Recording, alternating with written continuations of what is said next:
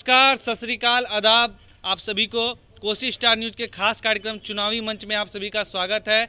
आज हमारे साथ कुछ गणमान्य लोग हैं कटिहार के और साथ ही साथ कुछ आम आवाम भी हैं। आज हम इनसे जानेंगे आगामी बिहार विधानसभा चुनाव को लेकर तीसरे चरण में होने वाले कटिहार में मतदान को लेकर जनता का क्या मूड है, इस बार क्या सोचती है, क्या विचार है और विधायक के रूप में इस बार वो क्या चाहती है। आपको मैं बता दूं कि अभी वर्तमान में लगातार कटिहार जिला में भाजपा के विधायक तारकिशोर प्रसाद हैं, जिनको लगातार कटिहार की जनता 15 सालों से अपना विधायक चुन रही है। क्या इस बार मिजाज है, क्या बदलाव देखना चाह रही है या फिर पुनः एक बार उन्हें मौका देगी। अब तमाम मुद्दों के साथ हम बात करेंगे। आपको सीधे लिए चलते हैं, हमारे पीछे कुछ लोग हैं, उनसे हम बात करने का प्रयास करते हैं। सबसे पहले सर स्वागत है आपका। बहुत बहुत स्वागत है आपको, चैनल को भी। क्या लगता है इस बार कटिहार का कैसा है माहौल और क्या लगता है कि कौन होंगे इस बार कटिहार में विधायक, क्या लगता है? देखिए, पहले भी आपसे हमारी बात हुई है। सबसे पहले ये कि इस बार फोटरिक होगा। फोटरिक इस माध्यम से होगा जो कि 3 बार लगातार जीते आ रहे, चौथा उसको फोटरिक बोलते हैं। फोटरिक भी होगा और अब की बार 200 पार, ये मेरा नारा है। मैं कई चैनल को बोल चुका हूँ, अब की बार 200 पार। इसलिए कहीं कुछ नहीं है, सब जगह पार्टी जीतेगी। कोई बिहार के अंदर में कोई फैक्टर है ही नहीं। तेजस्वी यादव इन लोग कुछ है नहीं, लोजपा का चिराग पासवान, ये लोग कहीं कुछ नहीं है। ये नरेंद्र मोदी जी आज छपरा में आए थे, कह के गए हैं कि छपरा में जो सभा हो रहा है, जो जिस तरह का जनता का आवाज़ आ रहा है, महिला का आवाज़ आ रही है, गांव-गांव तक आवाज़ जा रहा है कि नरेंद्र मोदी क्या दिए, कोरोना में क्या किए, लोग विश्लेषण कर रहा है। अब विश्लेषण करके पोलिंग करेगा, इसलिए अब की बार 200 पार। धन्यवाद। इस बार एक तरफ जहां तेजस्वी यादव हैं, 10 लाख नौकरी की बात कर रहे हैं, एनडीए है जहां 19 लाख नौकरी की बात कर, क्या लगता है कि किनके तरफ इस बार पलड़ा, किनका भारी है, क्या लगता है? रही बात 10 लाख नौकरी की, बहुत अच्छा बोले, मुझे लगता है मिलेगी। जानते हैं क्यों? अपहरण की फैक्ट्री खुलेगी, वहाँ पे 10 लाख नहीं 20 लाख युवाओं की नौकरी लगेगी। जहाँ पे खुलेआम किडनैपिंग हुई, जहाँ पे खुलेआम कत्लेआम होगा, जहाँ पे खुलेआम आदमी का नरसंहार होता, मैं इनके जंगल राज देख चुका हूँ। भगवान न करे ये कभी गद्दी पर आए, नहीं तो बिहार का मेरा गर्व है। मैं देखा हूँ एक एक दिन में 57 आदमी का, 80 आदमी का गला रेत के मारा जाता था, दिन दहाड़े किडनैपिंग। क्या ऐसी सरकार चाहती है बिहार की जनता? कभी नहीं चाहेगी। ऐसी सरकार कभी नहीं चाहेगी जिसके मुखिया चारा चोर जेल में हो। अरे चारा जानवर का था, खा लिया, अलकतरा भी खा लिया, ये क्या तरीका है? जो अपने बेटे को पढ़ा नहीं सका, उनके राज्य में शिक्षा मंत्री थे राम प्रकाश महतो जी, जो अभी वर्तमान में उम्मीदवार हैं, और उस समय तेजस्वी और तेज प्रताप दोनों की उम्र 8 और 10 साल की थी, शिक्षा नहीं दे सके। क्या 9वीं फेल के अंदर में वो काम करेंगे? ऐसी सरकार नहीं।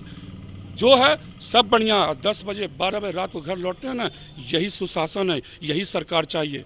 जंगल राज नहीं चाहिए और ना कभी इसका पुनरावृत्ति होने देंगे। धन्यवाद आपको। एक सवाल और आपसे, क्या लगता है कि इस बार कटिहार की बात कर ले हम? चौका लगेगा, चौका, शानदार चौका, भारी बहुमत से 20 से 30 हजार के बीच की जीत की मार्जिन होगी। आप मेरा डिबेट और याद रखिएगा, ठीक आपसे 7 तारीख को शाम को 6 बजे मिलेंगे, जब मेरा वचन सत्य होगा। लगता है कटिहार में इस बार किसका पलड़ा भारी है, क्या लगता है?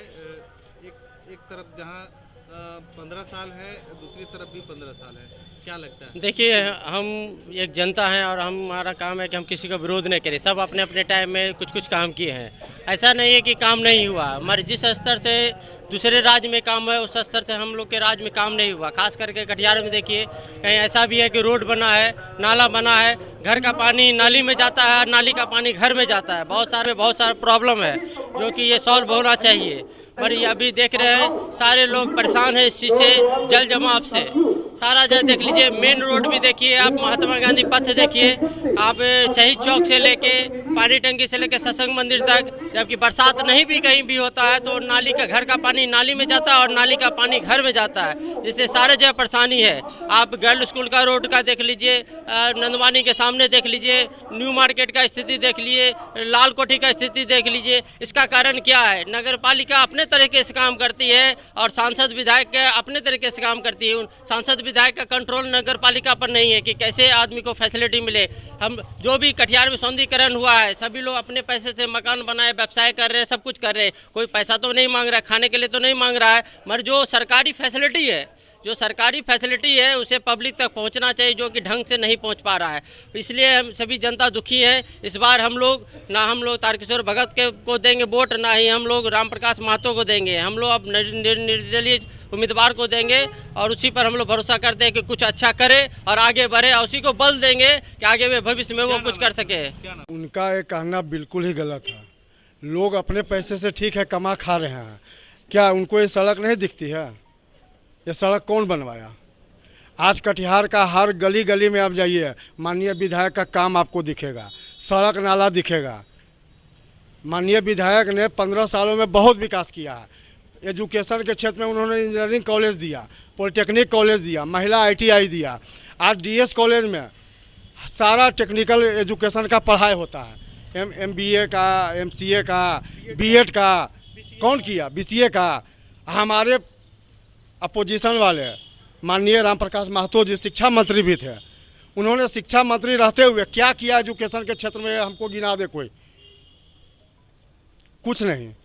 आज माननीय विधायक का आपको देहात तक, हसनगंज, हपला, कहीं भी चल जाइए, उनका सड़क नाला हर जगह उनका बनाया हुआ मिल जाएगा। आप जो विधायक के अंदर जो उनका फंड से हो सकता है, अब उठता है सवाल कि जल जमाव का।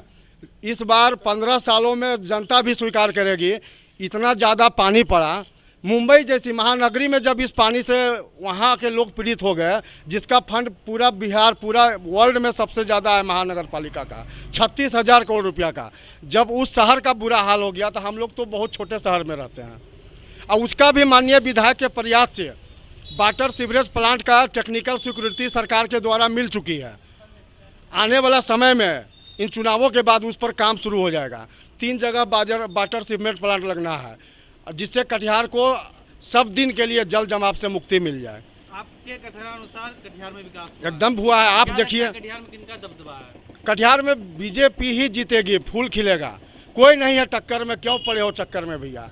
आज आप 15 साल पहले का अस्पताल देखिए, सदर अस्पताल, जहां हम लोग खुद देखे हैं, सब जनता से पूछ लीजिए, कुत्ता गाय घुस करके अंदर बैठा रहता था बेड पर, न डॉक्टर मिलता था न नर्स मिलता था। आज के डेट में समुचित इलाज होता है, दवाई मिलती है, डॉक्टर मिलता है, नर्स मिलता है, सफाई का व्यवस्था है। माननीय विधायक के प्रयास से माता बहनों के लिए 100 बेड का अस्पताल बन रहा है, जिससे कि माता बहनों का कल्याण हो सके, उनको बढ़िया सुविधा मिल सके। विकास और किसको कहता है? क्या नाम है? विकास की तो कमी है। आज अगर क्या कमी है विकास की? क्या शहर में अगर 1 घंटे भी बारिश होती है तो लोगों को कपड़ा जो है उठाकर चलना पड़ता है घुटने तक। तो ये तो देख ही रहे हैं जो समस्या है, सबसे बड़ा समस्या यही है। ये लगातार बारिश हो तो उसकी बात तो अलग गई, तो परेशानी बढ़ सकता है, लेकिन 1 घंटे में भी शहर की ये समस्या है, तो काम तो विकास तो कम है, तभी ऐसा हो रहा है। क्या लगता है इस बार किनका दबदबा है कटिहार में? इस बार दबदबा अब तो ये तो लोगों का ही मुद्दा है, आम जनता का ही, जो हम लोग जिनको हम लोग चुनेंगे वो आएंगे, यही बात है। समस्या उभर कर सामने आई है। लोगों का कहना है कि नाला, सड़क और जल जमाव को लेकर कोई कार्य नहीं हुआ, क्या कहना है इस पर?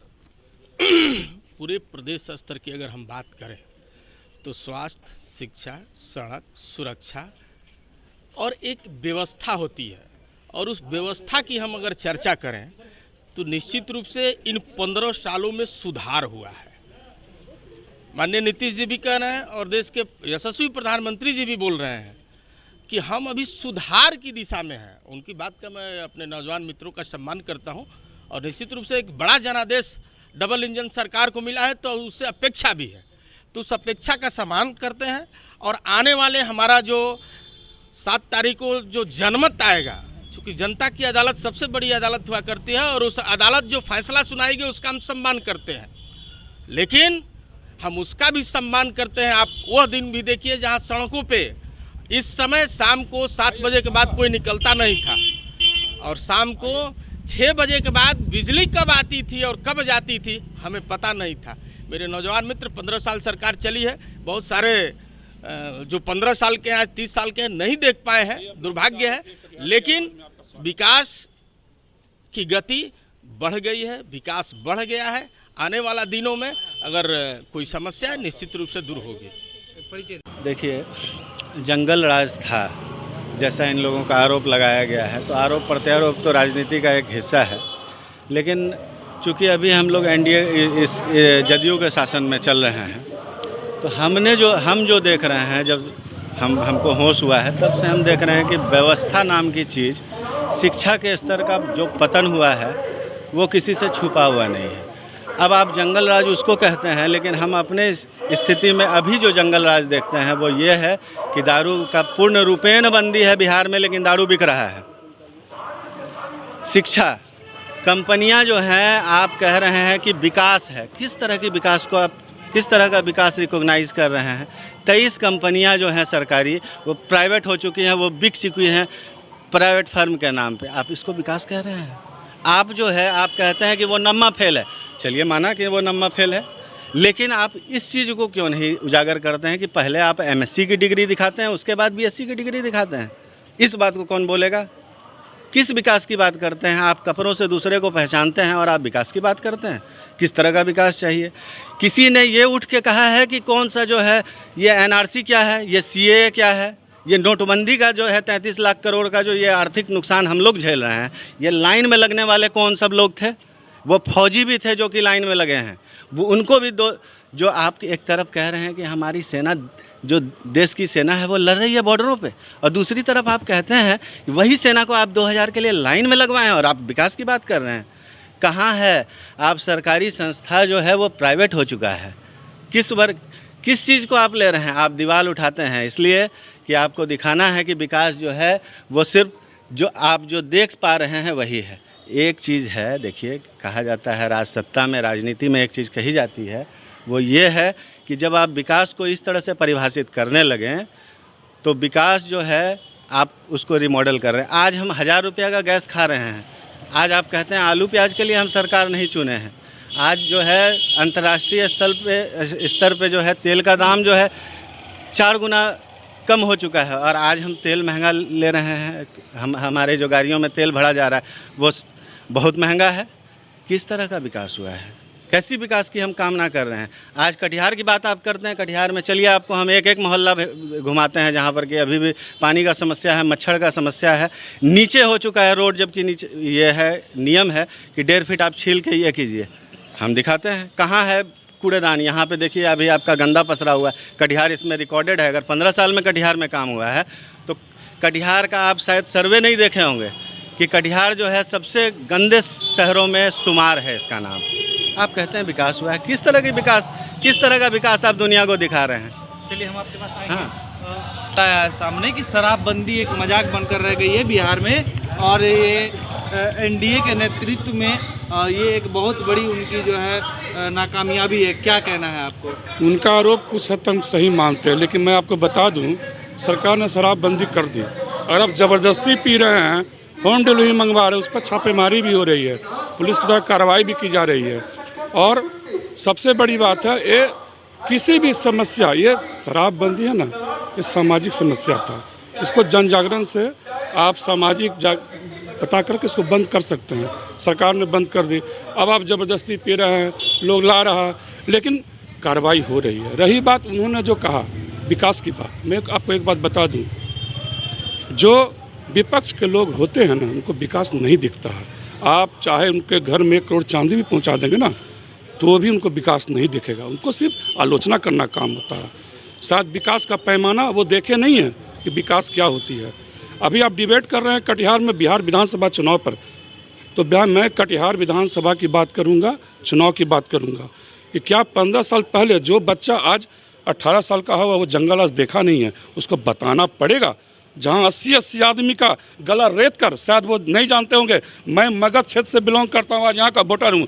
मैं देखा हूँ मेरे बगल के गांव का माओवादियों ने 80 आदमी का गला रेत कर मारा था। वो जंगल राज था। जहाँ पर कोर्ट की टिप्पणी होती थी वो जंगल राज था। जहाँ खुलेआम अपहरण डॉक्टर की होती थी वो जंगल राज था। जहाँ कॉलेज में लड़कियों की छिड़कानी होती थी वो जंगल राज था। क्या यही सरकार? नहीं, उससे बढ़िया विकास है। अगर जिसको विकास नहीं दिखता है वो कभी नहीं दिखेगा, लेकिन विकास हुई है और लोग मानते हैं। आपको रिजल्ट पता चल जाएगा 10 तारीख को कि विकास किसे कहते हैं। एक तरफ विपक्ष का कहना है कि विकास नहीं हुआ है और जो सत्ता में उनका कहना है कि उन्हें नज़र नहीं आ रहा लेकिन विकास हुआ। आपका क्या कहना है? देखिए, इस विषय से पहले हम ये कहना चाहेंगे कि इनका कहना था कि कुछ लोग ज़बरदस्ती दारू पीते हैं। जब शराब बंद है तो शराब आती कहाँ से है? इसका मतलब है कि कानून व्यवस्था कमज़ोर है या ऊपर से ही सपोर्ट किया गया है। आखिर शराब आती है तभी तो शराब पीते हैं। और वो भी क्या है कि जो नौजवान जो लोग हैं वो लोग शराब का समझिए कि एक तरह से उन लोगों को धंधा व्यवसाय मिल गया है कि बाहर से लाते हैं और डबल दाम में बेचते हैं। तो क्या करेगा आदमी? बेरोजगार है इसलिए तो वो शराब बेच रहे हैं। हाँ, दूसरे राज्य से आराम से आ रहा है, ट्रक का ट्रक आ रहा है। जो पेमेंट नहीं करते हैं उसका गाड़ी पकड़ा जाता है, जो पेमेंट करते हैं पूरे बिहार में बिक रहा है, आराम से बिक रहा है। और दूसरी बात ये बोलेंगे कि हम लोग जब किताबों में पढ़ते थे कि पूरे इंडिया में कितने जूट मिल हैं तो कटिहार का भी नाम आता था। चलिए कि जिस कारण से बंद हो गया हो, जो बैठकबाजी हो या जो प्रॉब्लम हो या मालिक कंपनी को जिस कारण से बंद कर दिया हो, अलग मुद्दा है। मगर कि इतने सांसद इतने विधायक चेंज हुए अभी तक में, जब से जूट मिल बंद हुआ है उसके बाद कोई भी कंपनी ऐसा नहीं आया जिसमें कि कुछ किसी प्रकार का कंपनी हो जो कि ऐसा नहीं आया कि जिसमें 2000-3000 आदमी काम करे। यदि 15 साल 20 साल में कोई ऐसा कंपनी आता है जहाँ के पर 2000-3000 आदमी काम करता तो इसको देख के दूसरे भी कंपनी यहाँ आते कि नहीं यहाँ पर जो है सुशासन है, सब कुछ अच्छा है। जब आपने लाया ही नहीं तो दूसरे कंपनी आएंगे कैसे? विकास होगा कैसे? विकास हुआ है, मगर हम ये नहीं बोलते विकास नहीं हुआ, मगर जिस स्तर से होना चाहिए सरकारी फंड का जो यूज होना चाहिए उस अनुसार नहीं हुआ। अब देखिए रोड बन गया, हम यहाँ टाउन क्षेत्र में हैं, नाली बन गया, हम टाउन क्षेत्र, घर से पानी निकलता है वो पानी ओवरफ्लो होता है फिर आता। अभी तो मान के चलिए कि कुछ दिनों से बरसात नहीं हुई, फिर भी जाइए आप MG रोड में जाइए, देखिए वहाँ लाल कोठी जाइए वहाँ पानी है, तेजा टोला जाइए वहाँ पानी है। ठीक है, वो पानी नहीं कि बरसात का पानी, कुछ ऐसा भी पानी है जो कि नाली से निकला हुआ। आप जाइए सत्संग मंदिर के पास जाइए वहाँ देखिए पानी है। और उसके बाद ये सब क्या है, नगर पालिका का ये सब मतलब समझिए कि इसका सही जो तरीका होता है यूज कैसे होना चाहिए। तो ये नगर पालिका अलग ढंग से काम कर रही है, ठीक है, सांसद विधायक अलग है। हमको तो ये समझ में नहीं आया कि मैं शिकायत किसको करूं।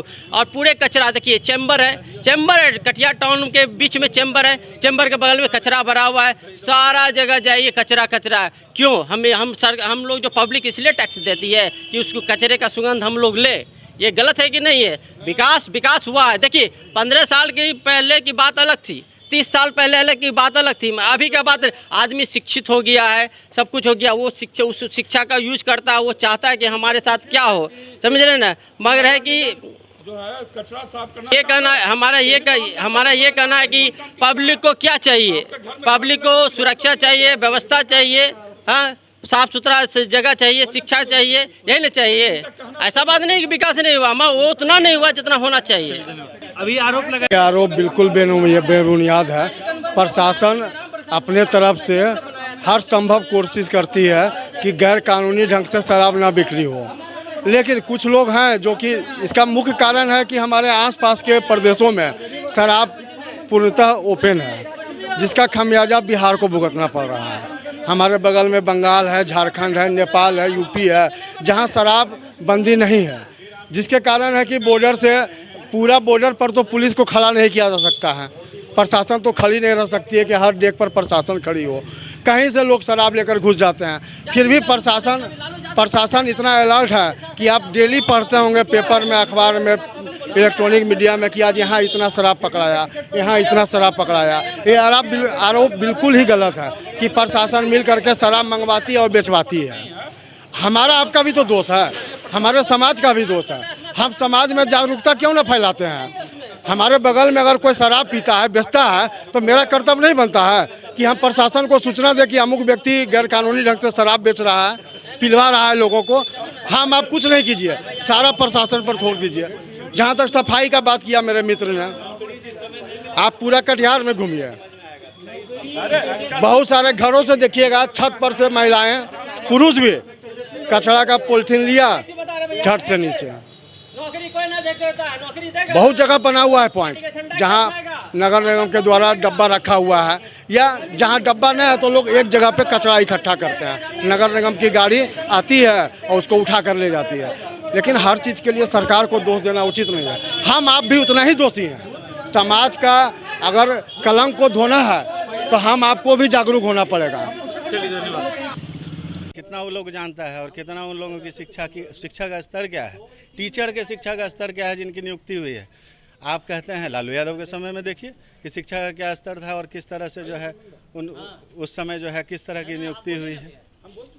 तो हम लोग क्या कहना चाह रहे हैं, क्या लगता है किनका दबदबा है, किनकी सरकार है? दबदबा निश्चित तौर पे अब आदमी जो है विकास खोज रहा है, विकास का ही दबदबा रहेगा। अब जुमलेबाजी नहीं चलेगा, पब्लिक जाग चुकी है, यही होगा। प्रभाकर है, हम लोग एडवोकेट हैं। आपने सुना, लोगों का कहना है 2 करोड़ रोजगार की बात कही थी मोदी जी ने, क्या हुआ वो 2 करोड़ का रोजगार? ये आपका हाँ, अभी हमारे भाई ने जो सवाल किया कि वो जुमला था, हम अपने भाई को ये बतलाना चाहते हैं आपके चैनल के माध्यम से। मोदी जी ने 2 करोड़ रोजगार का बात करी थी, हमारे भाई को क्या ये नहीं दिखता है? आज मोदी जी से आने से पहले पर डे 5-6 किलोमीटर हाईवे बना करता था, आज वो 35 किलोमीटर पर डे बनता है। हाईवे जब बनता है, क्या लोगों को रोजगार नहीं मिलता है? रोजगार बिना मजदूर का बनता है, उसमें लाखों लोगों को रोजगार मिलता है। अब पूरे इंडिया में 35 किलोमीटर पर डे हाईवे बनता है, ठीक है ना? इतना एयरपोर्ट का निर्माण मोदी जी ने करवाया। रेलवे में इंफ्रास्ट्रक्चर बढ़ा, पर डे रेलवे वाले का भी जितना पहले लाइन दुगनीकरण होता था, उससे दुगनीकरण हो रही है आज के डेट में, उसमें भी काम मिलता है लोगों को। हमारे भाई को ही नहीं दिखता है। नौकरी मतलब मेरे भाई समझते हैं कि सिर्फ सरकारी नौकरी को नौकरी समझते हैं। सारा इतना बड़ा देश है, किसी भी सरकार के लिए संभव है कि सारे युवाओं को सिर्फ सरकारी नौकरी दिया जाए? रोजगार का मतलब स्वरोजगार होता है, अपना रोजगार होता है। आज मोदी जी ने स्किल योजना चलाया, किस लिए चलाया? कि जो युवा टेक्निकल रूप से प्रशिक्षित हैं वो स्वरोजगार करें, उनके लिए बैंक में मुद्रा लोन योजना चलाया मोदी जी ने कि आप 10-20 लाख रुपया बिना गारंटी का लोन लें और रोजगार करें, कि अपना भी रोजगार करें और 10 आदमी को भी रोजगार दें। चलिए, हम आपके पास दोबारा आएंगे। दुआ है इस बार, और खासकर कटिहार की हम बात कर ले तो क्या लगता है कि कौन होंगे विधायक कटिहार के? किन मुद्दों के साथ इस बार आप वोट करेंगे, क्या लगता है? कटिहार का अभी कहना मुश्किल है कौन जीतेंगे, ये अभी त्रिकोणीय चल रहा है। एक निर्दलीय उम्मीदवार भी है, एक महतो जी भी हैं, एक जो है ना भगत जी भी हैं। कुल सर 19 प्रत्याशी हैं मैदान में। जी जी, 3 ही नहीं है, टोटल 19 है, मगर 3 का दबदबा चल रहा है अभी जो है। 3 का चल रहा है। 3 का किनका चल रहा है। नाम एक बताएं। एक जो है कमल शर्मा का चल रहा है, दूसरा जो है ना बीजेपी चल रहा है, तीसरा महतो जी चल रहे हैं। ये तीनों का दबदबा है, अब कौन निकलेंगे ये कहना मुश्किल है। और मैं ये कहना चाहता हूँ कि मैं बीजेपी का कैडर हुआ करता था, 1 महीने के अंदर 10 बार गए हैं विधायक जी के यहाँ, उनके आवास पर। मेरे यहाँ जो है, मेरे रास्ते में आज के डेट में करीब 1 फीट पानी लगा हुआ है। 3 बार एप्लीकेशन दिए, वो कंप्यूटर पर जो बैठे हुए हैं वो लोड करते हैं, फिर अनलोड करते हैं, बोलते हैं हो गया है, ये करेंगे वो करेंगे, करते करते जो है ना इतना ना बारिश हुआ कि अभी तक जो है ना मेरे रास्ते में बारिश है, पानी है, जहाँ की सांप बिच्छू का जो है ना प्राय जो है ना डर लगा हुआ रहता है। मैं मोदी भक्त हूँ, बीजेपी भक्त हूँ। मैं इस बार निर्दलीय उम्मीदवार को चुना हूँ, इसलिए कि हम उनको बोले थे कि आप 3 बार का विजेता हैं, इस बार युवा को दीजिए। अरे भैया, आप 20 साल तक आप ही रहिएगा तो आपके पीछे जो झोला जो ढो रहा है वो भी तो बूढ़ा हो जाएगा, वो क्या करेगा? आने वाला युवा को मौका दीजिए आप, मगर वो मौका नहीं दे रहे हैं। वो जब तक जो है ना रहेंगे वही लड़ेंगे। क्या नाम है आपका? मेरा नाम हुआ रामदेव शर्मा। सर कि वो जनता की बातों को अनसुना करते हैं, क्या कहना है इसके ऊपर आपको? आप नौजवान हैं, आपको जवाब देना और समझना और समझाना दोनों बड़ी आसान है। एक व्यवस्था होता है, आपके यहाँ वार्ड काउंसलर होगा, सभासद होगा, और चेयरमैन और डिप्टी चेयरमैन तो स्वयं कहीं ना कहीं चुनाव लड़ रहे हैं। दूसरी बात यह है कि अभी कई मित्रों ने कहा कि रोजगार की बात, और उस व्यक्ति का नाम लिया जो स्वयं बेरोजगार है। तो बेरोजगार तो आप अपने विपक्ष के लोग हैं, बेरोजगार हो गए हैं।